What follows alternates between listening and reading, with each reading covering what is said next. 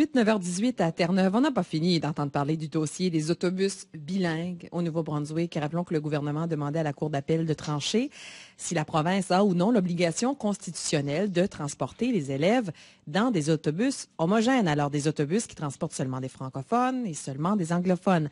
Alors, voilà qu'on apprend que le dossier intéresse aussi ailleurs au Canada. La Fédération nationale des conseils scolaires francophones demande le statut d'intervenant dans cette affaire.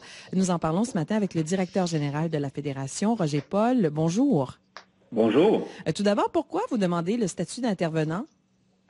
On trouve que ce dossier des autobus scolaires distincts, homogènes, si jamais la Cour d'appel, parce que c'est pas une cour de première instance, on le renvoie, ça en va bel et bien à la Cour d'appel. Si jamais la Cour d'appel ne donnait pas gain de cause aux francophones par rapport au transport scolaire, ça pourrait avoir des répercussions un peu partout à travers le Canada, dans nos 28 conseils scolaires francophones. Parlons-en. Ailleurs au Canada, ça se passe comment? Les écoliers francophones, est-ce qu'ils sont tous transportés dans des autobus homogènes? Est-ce qu'il y a des autobus bilingues ailleurs?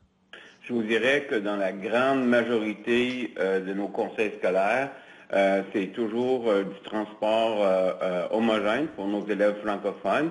Je ne dis pas qu'il y a peut-être quelques exceptions dans des petites communautés isolées où il y a peut-être très, très peu d'élèves, mais dans la grande majorité, on a depuis belle lurette du transport scolaire homogène pour les francophones. Qu'est-ce que vous voulez présenter devant la Cour d'appel du Nouveau-Brunswick? Quels seront vos arguments, M. Paul? Bien, finalement, nous allons parler de l'article 23. L'article 23 de la Charte canadienne des droits et libertés nous donne le droit de gestion de nos institutions scolaires. Et avec ce droit de gestion des institutions, nous allons présenter les arguments faisant en sorte que nous avons également, partout à travers le Canada, le droit de gestion du transport scolaire. Quand on parle du droit de gestion des institutions, si jamais, par exemple, au Nouveau-Brunswick, et c'est pour ça que ça nous préoccupe énormément, on disait que la Cour d'appel disait, ou plutôt le verdict serait que le transport scolaire homogène n'est pas garanti, ce n'est pas garanti par la Charte, c'est pas vraiment un droit de gestion des conseils scolaires francophones.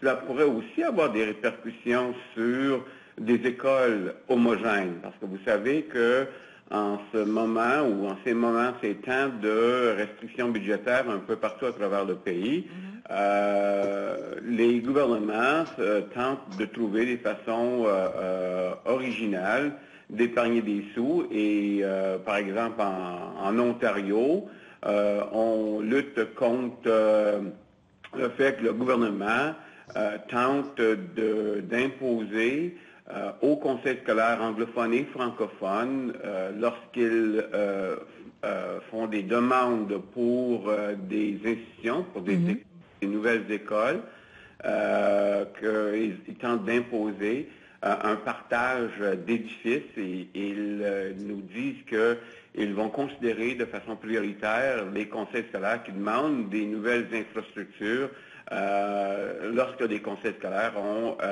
présentent des partages d'édifices. Alors, on ne parle pas que des autobus, là. On parle en Ontario d'établissements qui vont abriter francophones et anglophones. C'est ce que vous dites.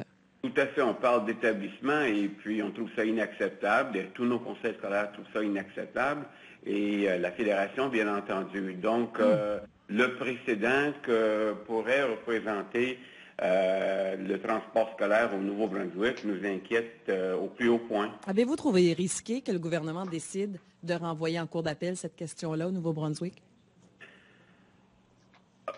Étant donné que je suis content que le gouvernement du Nouveau-Brunswick est celui qui décide de renvoyer la question en cour d'appel, le Nouveau-Brunswick étant la seule province officiellement bilingue, il me semble que c'est un droit qui va de soi.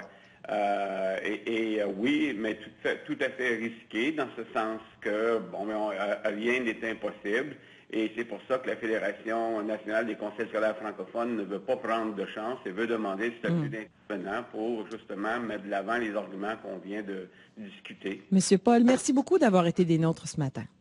Ça m'a fait plaisir. Bonne journée. Mon invité, directeur général de la Fédération des conseils scolaires francophones, Roger